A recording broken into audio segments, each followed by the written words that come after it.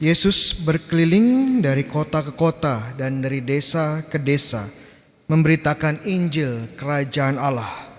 Ke-12 muridnya menyertai dia dan juga beberapa wanita yang telah disembuhkannya dari roh-roh jahat, serta berbagai macam penyakit, selalu menyertai dia.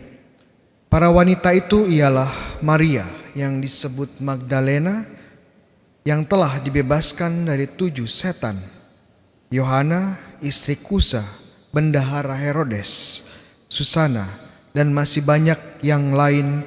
Wanita-wanita itu melayani seluruh rombongan dengan harta kekayaan mereka. Demikianlah Injil Tuhan. Terpujilah Kristus. Saudara-saudara yang terkasih, kalau kita membaca Injil Lukas dan mencermati dengan baik, kita akan menemukan beberapa keunikan dari Injil Lukas.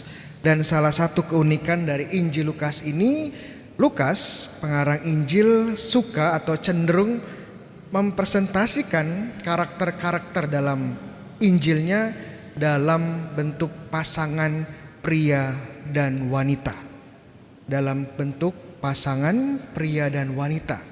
Dan ini sangat kentara di awal Injil. Kalau teman-teman baca Injil bab 1 dan 2, teman-teman akan menemukan tokoh-tokoh seperti Bunda Maria dan Santo Yusuf. Kemudian siapa lagi? Zakaria dan Elizabeth. Kemudian waktu Yesus dipersembahkan di bait Allah, kita menemukan 2 nabi. Nabi siapa? Simeon dan Ana. Iya, pinter semua ya, nanti dapat pisang. Iya, luar biasa.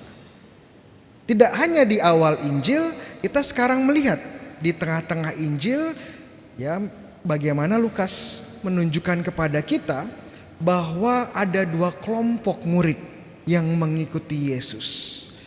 Kelompok pertama itu para rasul yang adalah para cowok.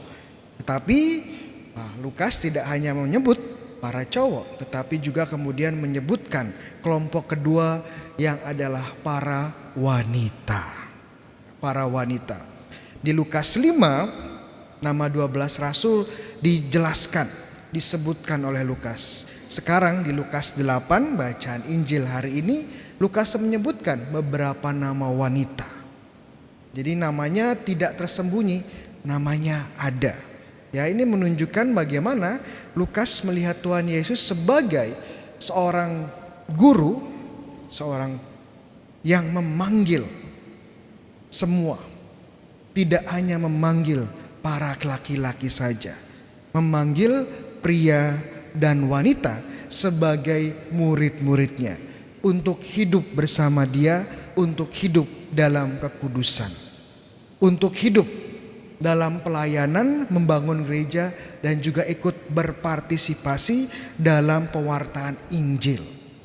Jadi pewartaan Injil itu bukan tugasnya para romo saja, bukan tugasnya para asisten imam yang adalah cowok-cowok di sini ya, bukan hanya tugasnya para frater, tapi juga tugasnya para wanita. Ibu-ibu di sini, suster di sini, semuanya terlibat dalam usaha pewartaan Injil. Semuanya dipanggil untuk menjadi kudus.